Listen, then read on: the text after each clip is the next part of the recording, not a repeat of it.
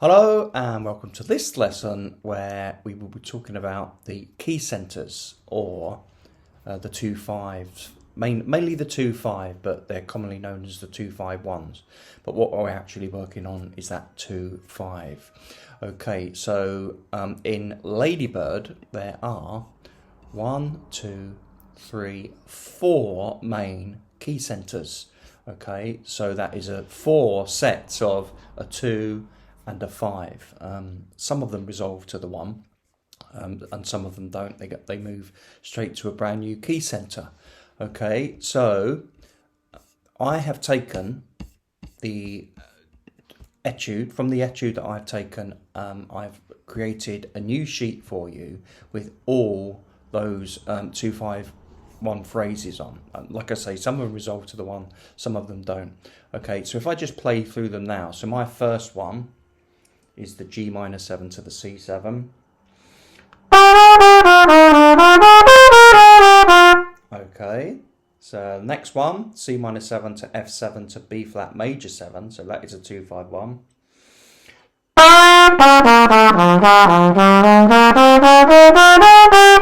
So that resolves there. Okay, the next one, a 2/5 in the key of A. So it's B minor 7 to E7.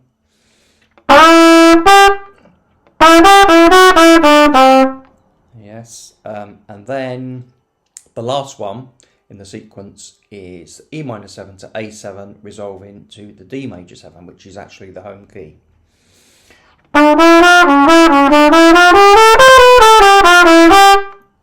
Okay, they are the 4 key centers. Okay, so if you look through your copy, whatever instrument you play, whatever key you're in, you'll see that there are 4 main key centers for Ladybird. So what we can do, and the idea of this lesson is to take phrases. So the first one that I've taken, a 1, 2, 3, 4. Okay, and then learn it in all the keys for the other 2/5s.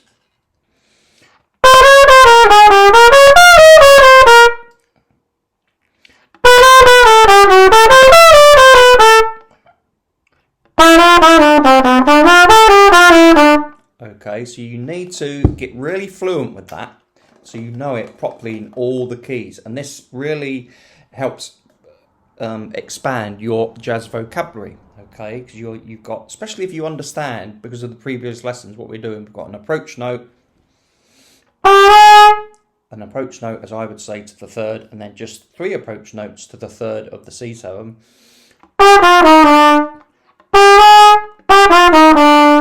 Okay, and then just going up the chord, the 5th, the 7th, and the 9th, which is the tonic. And normally a 2/5 would resolve then to the 1. So, or unless you wanted to resolve to the 3rd.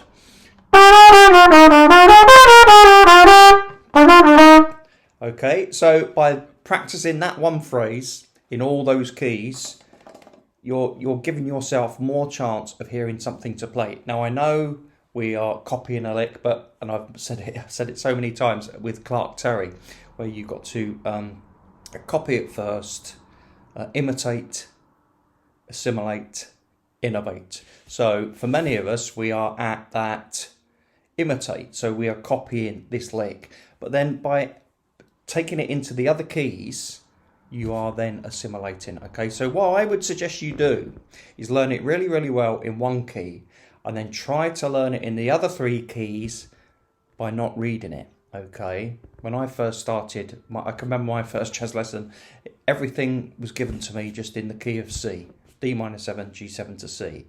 And he just said, right, now go away and learn that in all the keys. So, and what I found was, if you know it, if you can learn the phrase really, really well in one key, so you just don't even have to think about it, it's much easier then to transpose it in to those other keys. Now, the idea is with this, like I said, he said, right, go and learn it in all the keys. And some of those keys, to be honest, I very rarely improvise in. Some of those really 6 sharps, 7 flats, or 6 flats. Okay, so, but it's still great because it develops your technique, it develops your ear and everything that we know about. But for our purposes, where we are sort of intermediate players, why don't we just do it for the keys that we need for this piece? And that's the way we're going to move forward with all of it.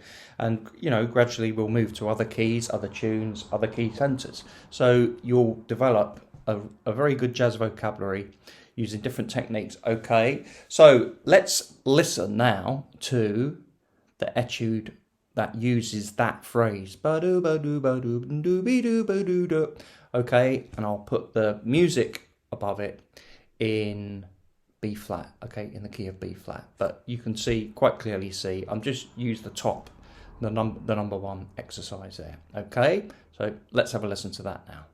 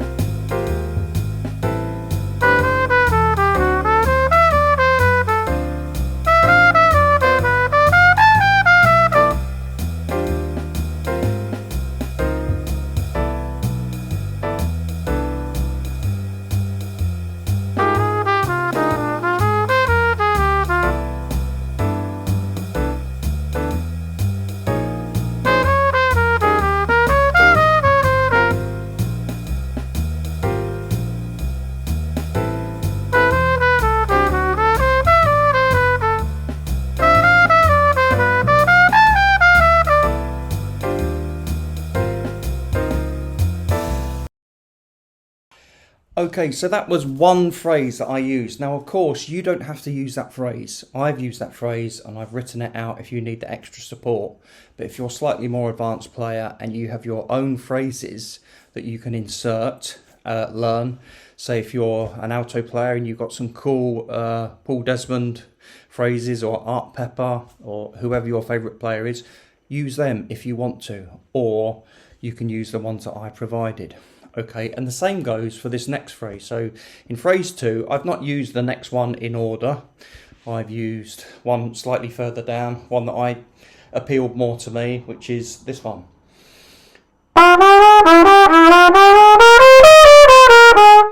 Okay. And then of course, you need to learn it in all the keys.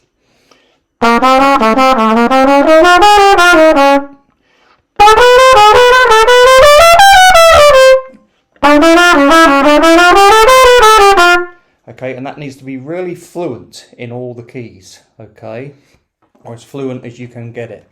Okay, and then so using that phrase, or whichever phrase you want to, you don't have to use that one. As I keep saying, this is your jazz vocabulary you're developing, not mine. So you feel free to use whichever one you want to. It's like, seeing, heard Hal Galper say, like about talking about different things like phrases or whatever you wanted to play. If you walk into a room and there's a table, he didn't actually use food, he used something else, but I'm not going to talk about what he said. But say if there's a table full of the most delicious food, okay, your eyes are going to be drawn to whatever you like the best, okay? Someone else's will be drawn to whatever they like the best. And it's the same with music, the same with musical phrases.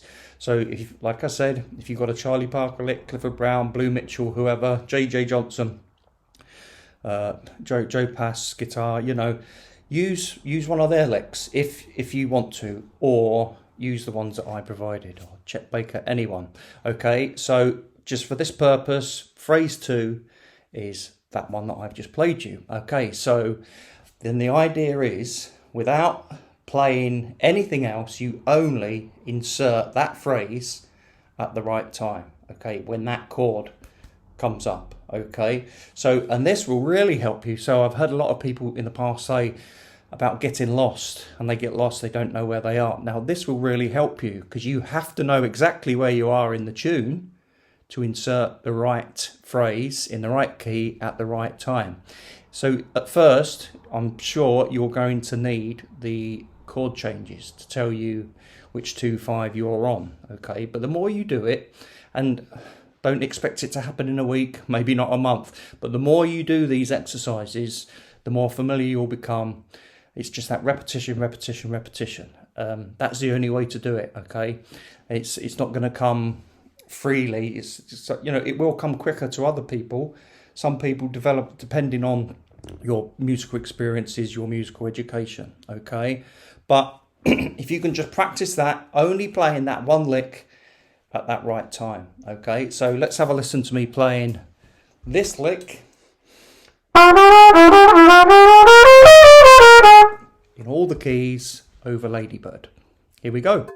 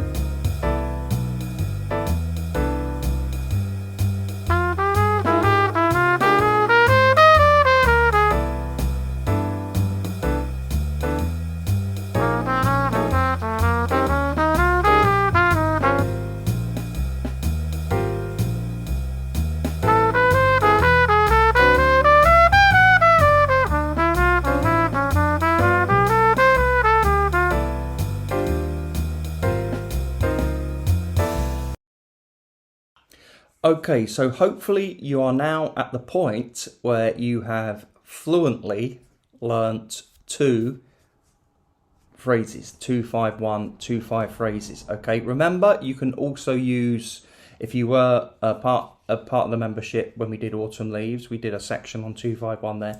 Whatever the next tune is, if it has a 2-5-1 in there, we'll do some more 2-5-1 because it is like one of the major building blocks, okay, of jazz standards, okay? Many jazz standards have these 2-5 progressions in, and by becoming familiar with them, knowing where they are, and having things to play over them, you just sets you up. Now, of course, like I've mentioned before, practicing the other things to develop our ear, so we're not just copy and pasting our licks, is also going to help us, okay? And the more we practice all of this combined, like holistically, okay, then we stand much better chance of hearing what we want to play, okay? So, you know, something you can also do is practice singing them over those phrases. If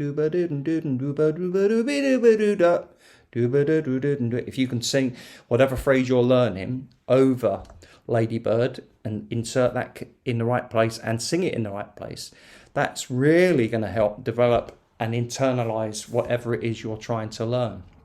Okay, so that brings us on to activity 5, where you can, well, before we get to activity 5, you know, you might pick this up very quickly and think, well, I need more than, or I have time to practice more than 2. Okay, so you could practice, I think there's 4 key centers in each of it, in Ladybird, but the form of the tune happens twice. So if you can manage to practice 8, then you're going to get through the whole tune without repeating yourself, okay? If first of all, go through them just that one lick in all the keys, okay, and you do that 8 times, you're really expanding your jazz vocabulary, okay? Now, if like me, I would never be able to remember all those licks. I wouldn't be able to remember them. And some of them would sort of go from one into the other. And that's the idea. The idea really is that you don't try to remember that lick every time. Obviously, you know, some players do, and I do as well. I'm sure I play the same phrases over and over again. But it's something that I'm hearing. It's not something that I'm thinking about and intending to insert at that point. It's just something that I practiced lots over the years, and it's what I hear. You know, you hear what you practice. That's what I found. Okay, sometimes you might be trading 4s with the sax player and they'll play something that maybe you've never heard before, but you can hear, you straight away, you know what they're doing and you can play it back. Or maybe the drum, if you're doing fours with the drums, he might play, or she might play some type of rhythm on the drums and you can do something with that. You know what the chords are. So, and you know, this, it's all about developing the ability to hear what we want to play. And the more we practice this type of stuff, you're just increasing your chances of having something meaningful to play. Okay, so what we're going to try and do now is, however many phrases you've learnt, I mean, for my example, I've just used 2. Okay, and you're just going to randomly insert those 2 phrases into Ladybird, over the changes to Ladybird. Okay, it doesn't matter what order you do it. You know, you can do the first chorus, just the phrase 1, second chorus, phrase 2, and then just start mixing it up. Okay, and then also, of course, try improvising as well. Maybe try, can you combine one with the other? Would that work? Okay, so here we go, having a listen to Ladybird using both of the examples I've used. Okay, here we go.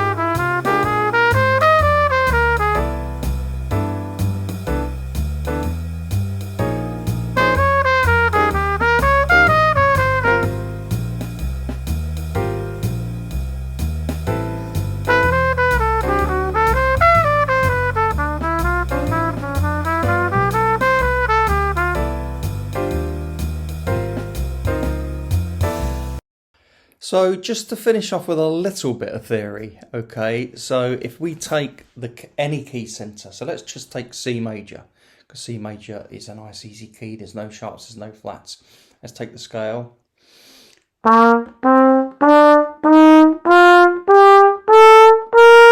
So chord 1 would be C. And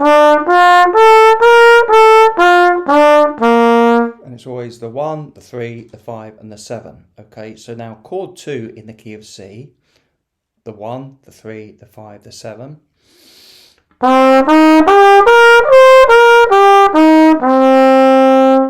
Okay, and then chord 5, 1, 2, 3, 4, 5, G.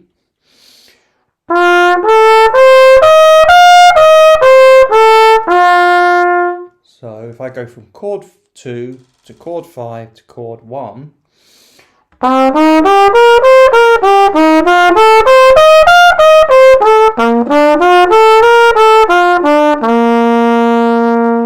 that's what you get. But of course, there's all the other chords as well, like chord 3, chord 4, chord 6 and chord 7. So if we quickly just go through those, chord 1 is C major 7. Chord 2, D minor 7. Chord 3, E minor 7. Chord 4 is a major 7, F major 7. Chord 5, dominant 7. Chord 6, a minor 7, A minor 7. And then chord 7 is the only minor with the flat 5. And then chord 1, back to chord 1. So that is basically major harmony in a nutshell. So that is the key center. Chord 2 to chord 5 to chord 1. Sometimes you might have the E minor, you know, it might go 2, 6, 5, 1, that type of thing. 1, 6, 2, 5, 1. Okay, but they are all in that key center. Now, when you're in a different key, say D major,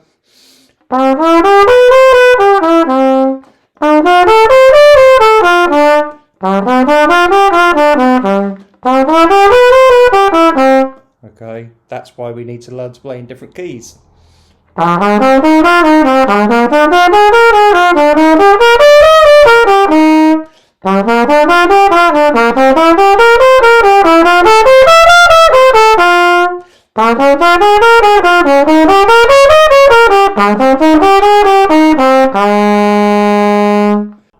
Okay, I hope that helps your understanding of major harmony a little bit better and the 2-5 relationship in Ladybird. Okay, that's it for this week. Hope you enjoyed the lesson. Any comments, feel free to comment. If not, hopefully see you in the Facebook or the Zoom call on Thursday at 7:30, or comment below. Okay, bye for now. Thank you very much.